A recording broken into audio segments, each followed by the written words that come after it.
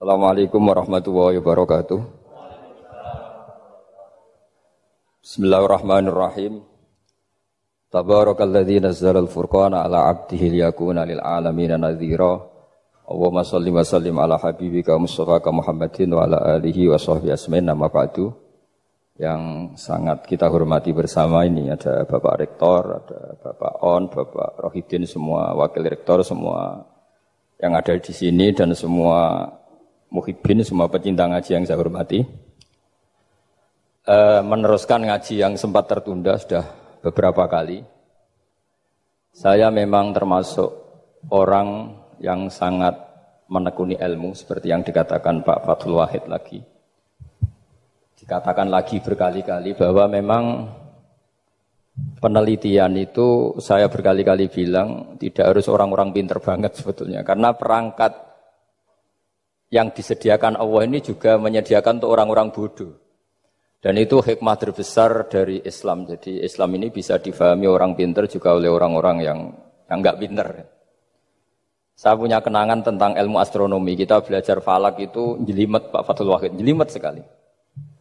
Ketika ada perdebatan misalnya awal Ramadan itu Ahad sama Senin. Sama lagi misalnya Ahad, Minggu sama Senin. Karena kita ini di pesantren kalau bilang Minggu itu kadang dilarang, harus bilang Ahad. Apalagi kiainya Pak Fathul Wahid di Kudus, Kiai Turehan itu fanatik, itu enggak boleh orang bilang Minggu, harus bilang Ahad.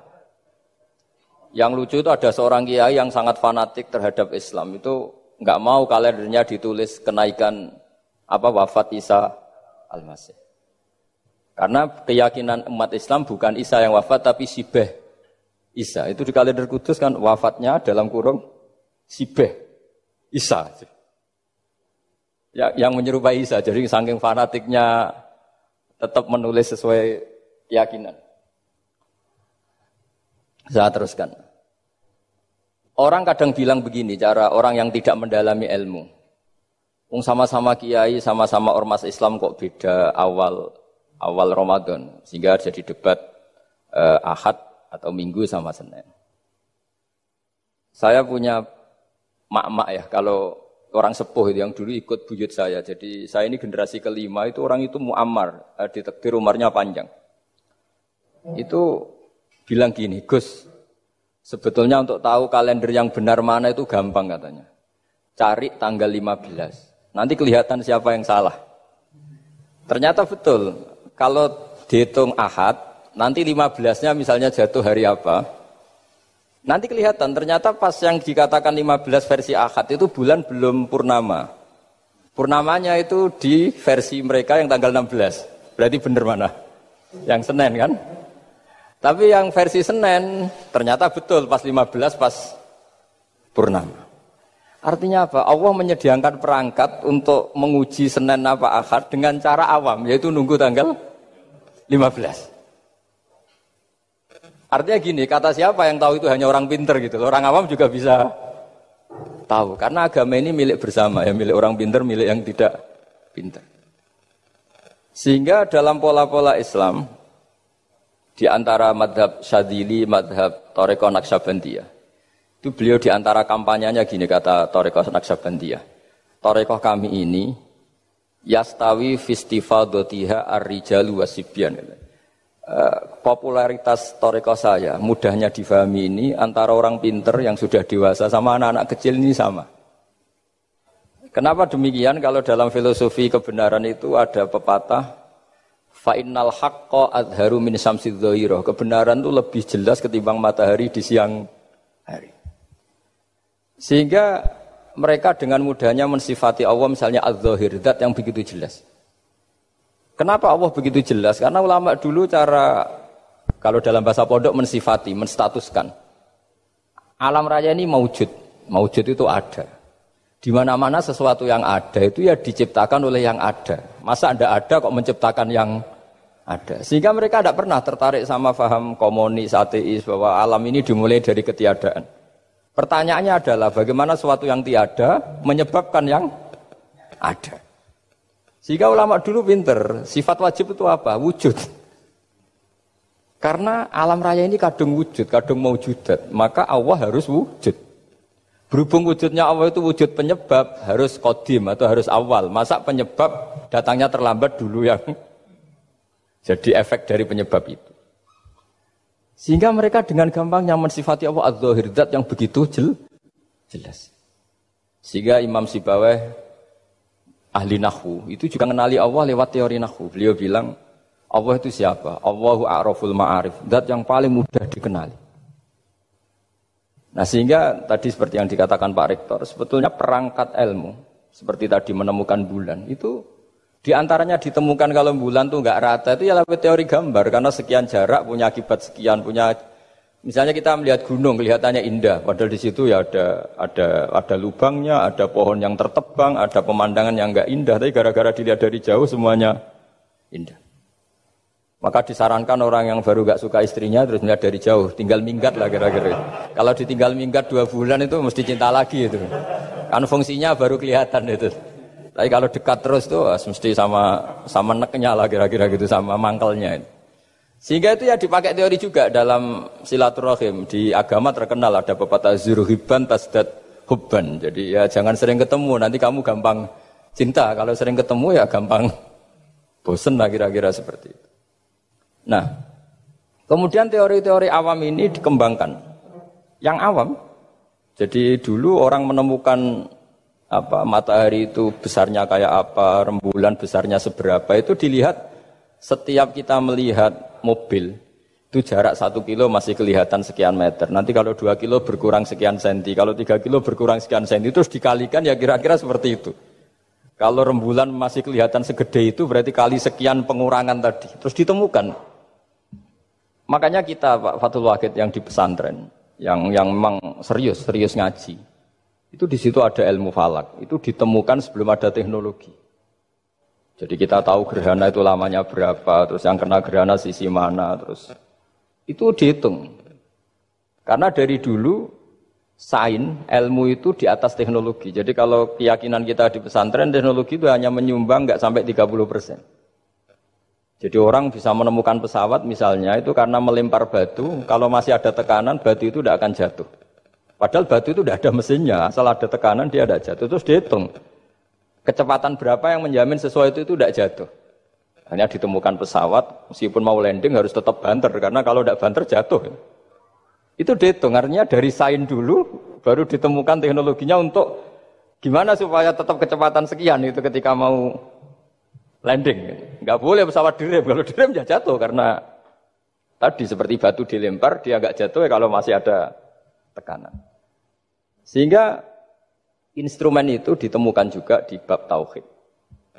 Saya punya kitab namanya Hasyiatut Turmusi, dikarang ulama top Indonesia namanya Syekh Mahfud At-Turmusi. Itu beliau cerita Imam Al-Amudi itu ulama top. Tapi dia itu unik, tiap ngajar santrinya itu ngajar matematika.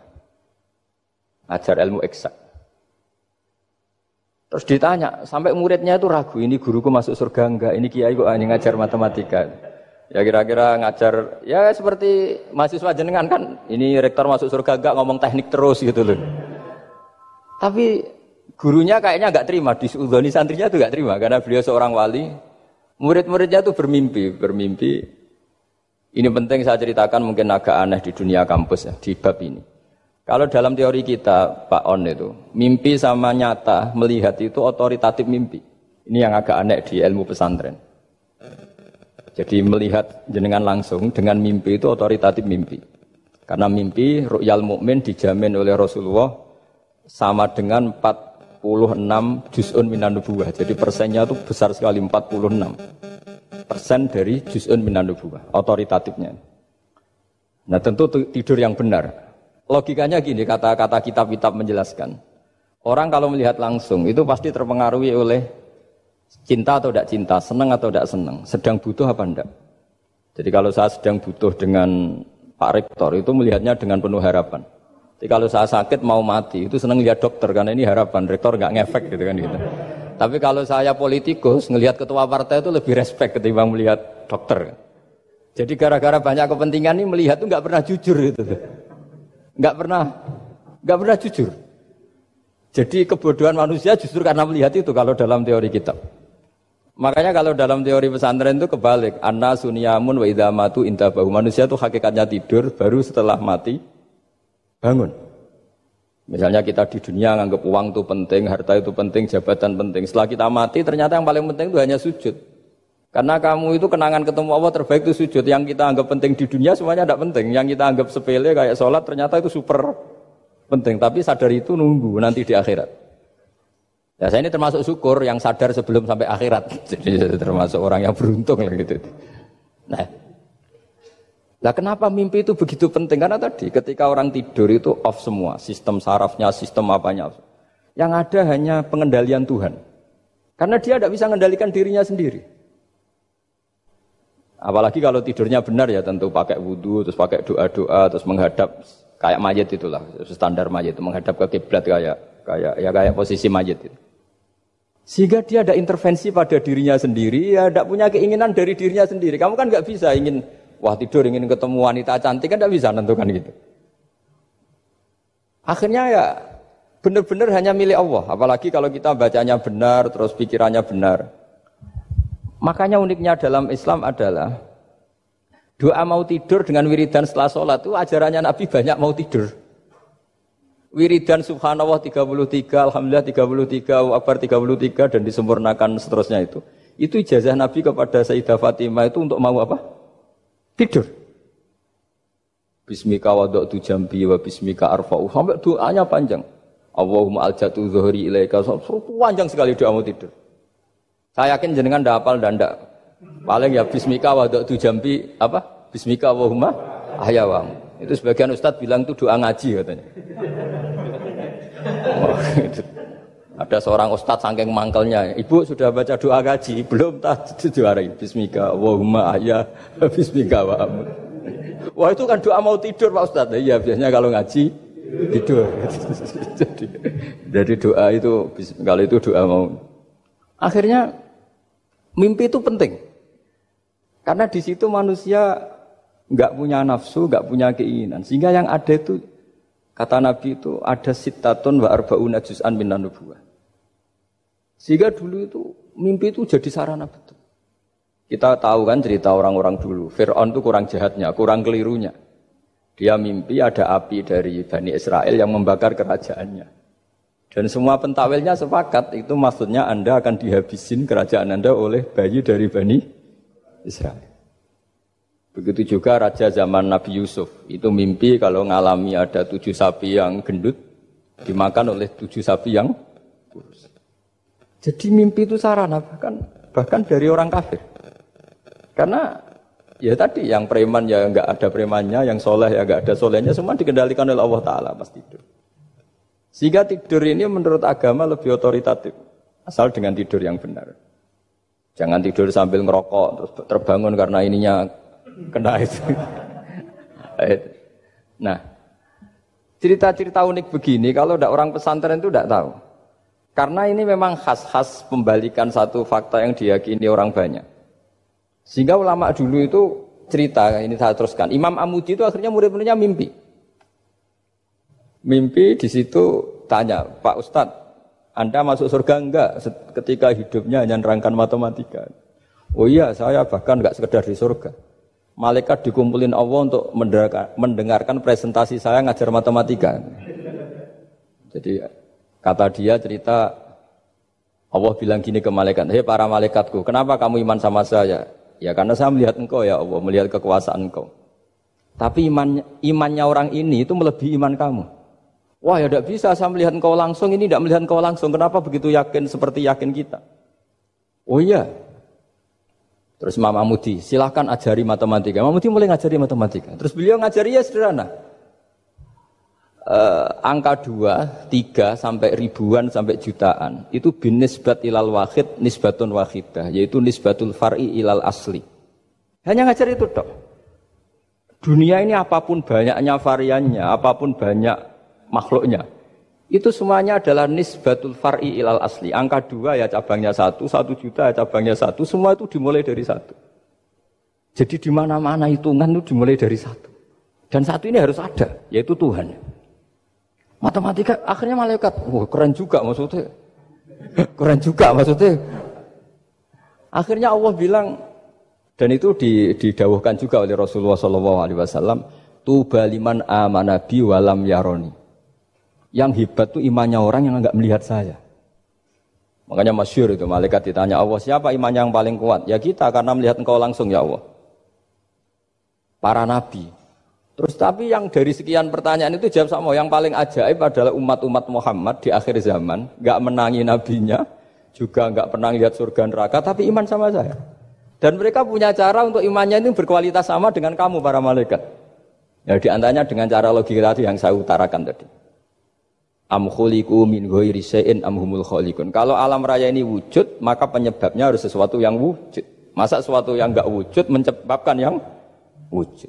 Kalau angka 10 ada, 1 juta ada, pasti dimulai angka 1. Makanya nisbatus naini wal arba'ah ila ma la nihayata laha, itu semuanya nisbatul far'i ilal asli. Semua angka berapapun jumlahnya itu binisbat ilal wahid adalah nisbatul far'i ilal asli.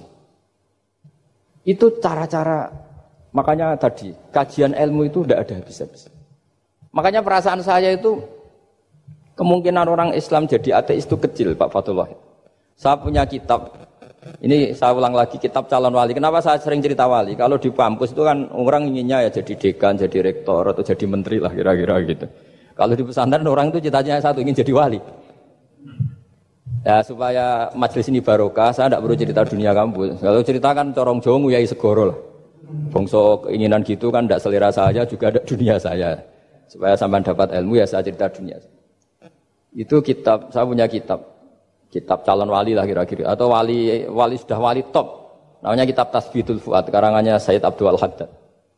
Itu beliau cerita, di antara ceritanya itu unik. Kata beliau begini. Saya itu tidak khawatir orang Islam jadi murtad, apalagi jadi ateis. Karena kalimat la ilaha illallah itu sahlatun qaribah, kalimat yang mudah sekali. Sehingga saya tidak khawatir orang Islam yang ketemu orang ateis, ketemu orang macam-macam, asal diajari kalimat ini secara benar. Terus beliau cerita, yang saya takut tuh mereka masalah perempuan dan harta. Kalau iman kayaknya enggak. Singkat cerita yaitu di kitab seperti itu. Singkat cerita saya ketemu banyak orang yang kuliah di McGill atau kuliah di Amerika, di Jerman, mungkin di Norwegia, di mana-mana, di Australia, dan ketemu teman-teman yang di Korea Selatan juga. Mereka itu orang kebanyakan yang nyuwun sewu enggak keluarga kiai, tapi mereka enggak ada yang enggak tetap iman. Ketika saya tanya, kenapa Anda tetap iman? Padahal ada beberapa negara yang lebih stabil, lebih makmur dibanding negara yang mengklaim sebagai negara Islam. Itu cara berpikir ya sederhana.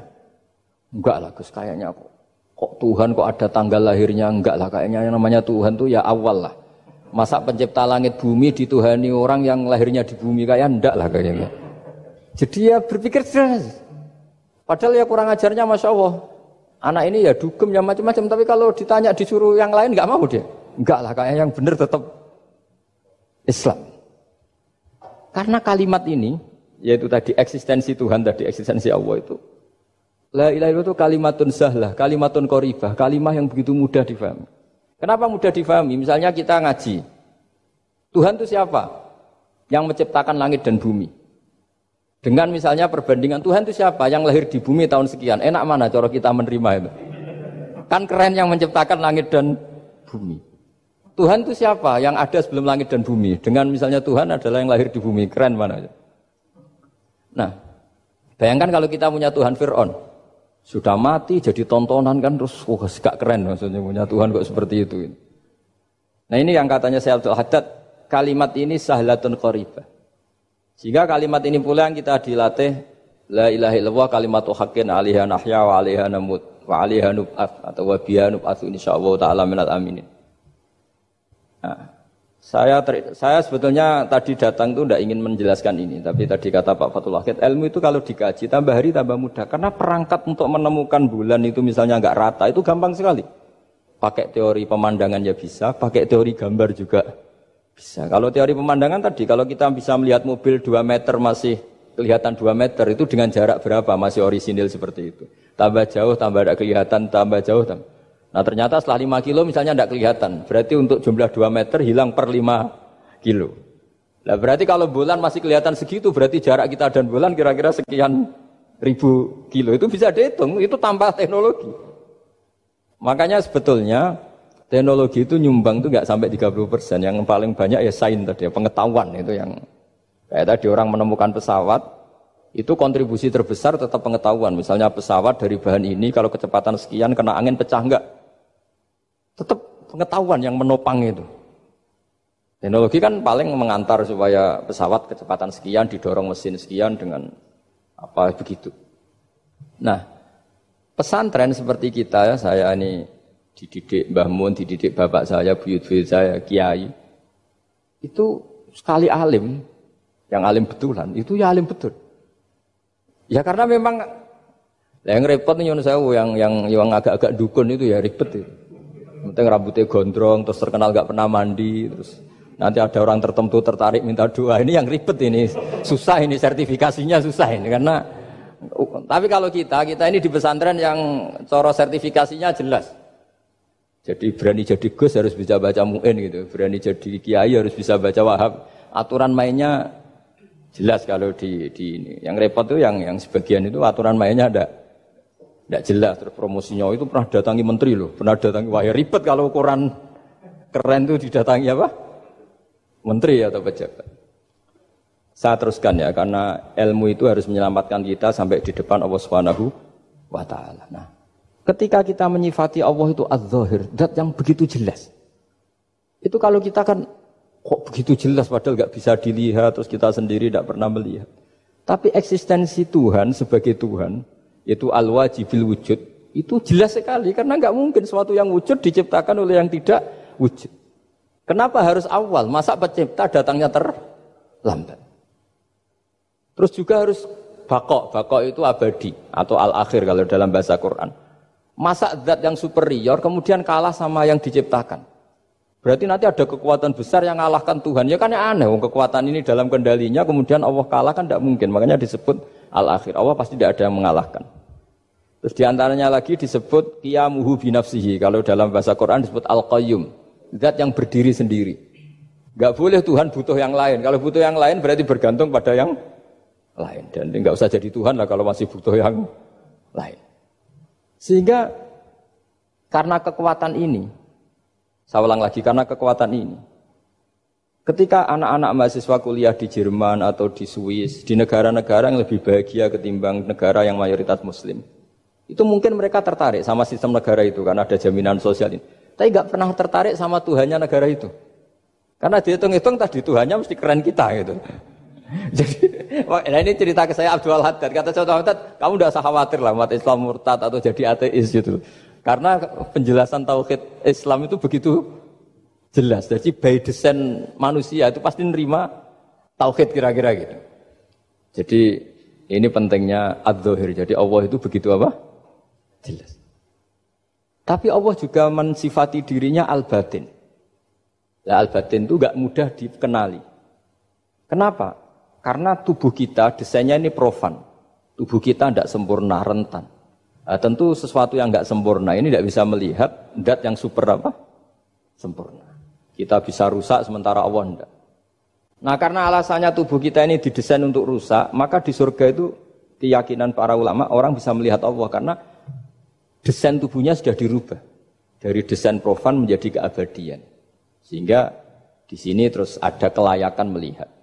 Itu pun tetap min ghairi kaifin walan hisorin, tetap ya bisa melihat, tapi corong Jawa itu keceluk melihat, tapi tidak sampai faham. Karena bagaimanapun Allah itu la tudrikul absar wa huwa yudrikul absar. Bagaimanapun Allah itu laisa kamitslihi syai'un, tidak ada padanannya. Jadi makanya Allah punya sisi adz-dzahir bisa dikenali sekali. Kenapa? Ya tadi nisbatus naini wal arba'ah ila ma la nihayata laha itu nisbatul far'i ilal asl. Saya punya kitab Pak Fathul Wahid, diajar Mbah Mun dulu, kitab Al-Husnul Hamidiyah. Itu yang ngarang itu ya kayak kelihatan ngawur, tapi ngawurnya orang alim. Jadi di situ ada gambar. Gambarnya itu enggak jelas. Mungkin pengarangnya juga enggak bisa gambar kayaknya. Wah, bulat, benang bulat ada, gambar gunung ada. Gambar yang tambah ngawur ya banyak sekali. Gambarnya itu enggak ada yang jelas. Tapi dari enggak jelas itu beliau bilang gini. Gambar yang bulat ini, yang enggak jelas ini. Tetap kamu punya rumus kan, itu dimulai dari satu titik. Mbok gambar gedung tingkat 5, mbok gambar hutan ada harimaunya, tetap dimulai dari satu titik. Ya alam raya ya seperti itu, mbok ada Mars, cek mau ada Jupiter, kayak tetap dimulai dari situ titik. Nah ini namanya nuqtatul wujud, titik kewujudan, yaitu Allah Subhanahu wa ta'ala. Sehingga ketika kita ngaji, ketika di pesantren dulu, penjelasannya adalah Al-Quran maknanya dipadatkan di Fatihah, Fatihah dipadatkan di Bismillah, katanya Bismillah dipadatkan di titiknya ba. Nah titik ba ini dianggap titik awal wujud, bi kana makana wa bi yakunu mayakun. Kira-kira Allah mentitahkan karena saya semuanya yang ada, dan karena saya yang mau ada bisa saya adakan. Nah, itu sirinya lah. Jadi menerangkan tauhid itu pakai gambar. Gambarnya keliru sekali lah kalau dalam orang seni mesti ngeliat gak seni itu. Karena dia agak butuh gambarnya, butuh mau menjelaskan bahwa dunia sebanyak ini, bahwa alam raya sebanyak ini tetap dimulai dari satu titik.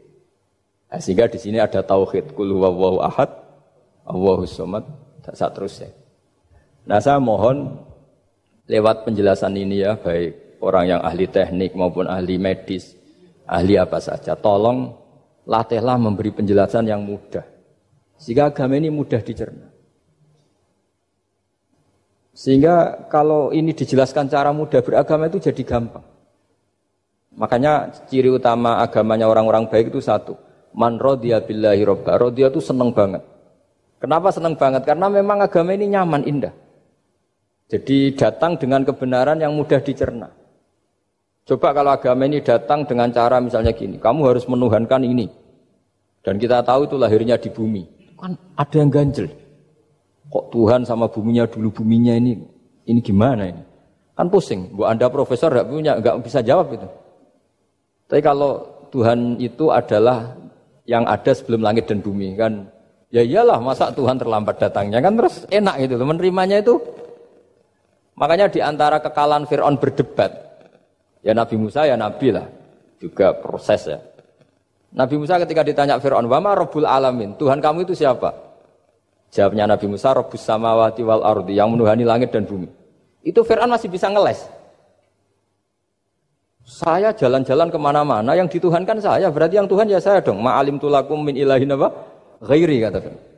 Soal Tuhan kamu di langit, begini kata Fir'aun. Haman dipanggil, Haman bikinkan piramida yang paling tinggi, saya ingin melihat Tuhannya Musa. Musa bingung kan? Padahal kalau naik piramida nanti Fir'aun pun tidak bisa melihat Allah kan? Wong yang nabi yang kiai aja agak bisa melihat apalagi Fir'aun. Padahal celakanya ketika dia tidak melihat Allah, dia akan mengatakan Allah itu tidak ada, ribet kan? Itu penjelasan tentang Tuhan ini sebetulnya sudah absolut lah. Rabbus samawati wal ardi, Tuhannya langit dan bumi. Tapi itu enggak ngefek, di perdebatan enggak ngefek. Yang ngefek adalah ketika Musa bilang gini, Rabbukum wa rabbu abaikumul awwalin. Sing nuhani buyutem. Wah kaget pengawal-pengawalnya langsung do iman meskipun secara siron, secara rahasia. Iya, nah Quran pangeran berarti buyute ra di pangeran. Kan pangerane putune berarti buyute wah ribet kan? Ya kalau Fir'aun Tuhan, bapaknya tambah Tuhan kan, mbahnya buyutnya. Akhirnya kata pengawal Quran, geblek tenan Fir'aun. Artinya apa? Kadang argumentasi yang sudah benar, yaitu Tuhannya langit dan bumi kan ya benar lah. Tapi itu tidak ngefek, di perdebatan tidak ngefek. Yang ngefek adalah ketika Rabbukum wa rabbu abaikumul awwalin, yang nuhani nenek moyang kamu. Orang mulai mikir kalau Fir'aun itu Tuhan, lalu nenek moyangnya Tuhannya siapa? Jadi ini seninya, makanya di antara syarat Nabi, jadi Nabi itu sidik, amanat, tabligh, fatona. Fatona itu ada kecerdasan. Dulu Nabi ya sering dibully, jangan kira Nabi itu enggak sering dibully, sering juga Pak Rektor. Jadi ada unta itu kena kudis. Kudis itu ya jenis penyakit menular lah. Nabi dengan teori tawakalnya, Nabi itu punya dua teori, kadang pakai teori tawakalnya, kadang pakai teori preventif. Makanya Nabi pernah ngendikan kalau ada penyakit menular di situ, kamu jangan di situ. Itu pakai teori preventif. Tapi kadang Nabi pakai teori tawakal. Nabi menghentikan la adwa wala tiarut. Tidak ada penyakit menular. Terus orang-orang yang ya usil lah kira-kira gitu. Ada unta kena kudis dijejerkan yang waras. Ternyata yang waras ikut kudisen lah, ikut sakit. Semenang orang ini Ya Rasulullah ini saya jejerkan ternyata yang enggak tertular jadi tertular. Padahal engkau bilang enggak ada penyakit menular. Nabi jawabnya lucu. Faman a'dal awwala. Kalau yang pertama ini tertular siapa? Dia dikira Nabi itu kalah karena melihat unta yang kedua. Ternyata Nabi enggak, ketika dipanggil ya Rasulullah ini unta agak gudikan, tak jejerkan yang kudisen, ternyata ikut kudisen. Berarti penyakit itu menular. Tapi Nabi jawabannya faman a'dal awal. Lalu yang kena penyakit pertama tertular oleh siapa? Wah itu asli dari Allah.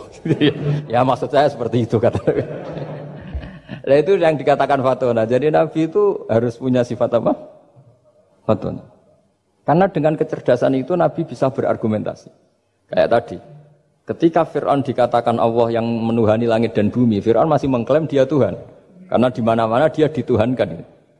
Tapi ketika diingatkan bahwa kamu anak seorang manusia, punya bapak, punya kakek, punya buyut, punya canggah kalau bahasa Jawa. Lalu kalau kamu yang Tuhan, dan Tuhan dimulai Anda, lalu mbah-mbah kamu Tuhannya siapa? Gak bisa jawab kan? Akhirnya banyak punggawa yang saat itu iman. Jadi iman itu bisa menghunjam kepada siapa saja termasuk yang orang-orang topnya Fir'aun. Sehingga ketika Fir'aun rapat Musa harus dibunuh besok, tangkap besok. Sebagian mereka itu membocorkan informasi itu. Datang ke Musa, tadi malam kita ikut rapat, keputusannya Anda dibunuh, maka larilah kamu. Itu barokahnya iman. Artinya ya karena logika Musa lebih masuk akal, ya mereka lebih percaya sama Musa. Tapi gara-gara profesi ya tetap kerja, dan yang mulai ribet tuh. mulai ribet. Jadi makanya kamu jangan tanya kaifa hukmul mukmin sing yukhfi imanahu, bagaimana hukumnya orang mukmin yang menyembunyikan imannya demi aman. Ya tidak usah kamu jawab. Kalau kamu jawab boleh, ini kok kayak pecundang. Kalau kamu jawab haram, pernah terjadi itu. Wa qala rajulun mu'minum min ali fir'auna yaktumu imana.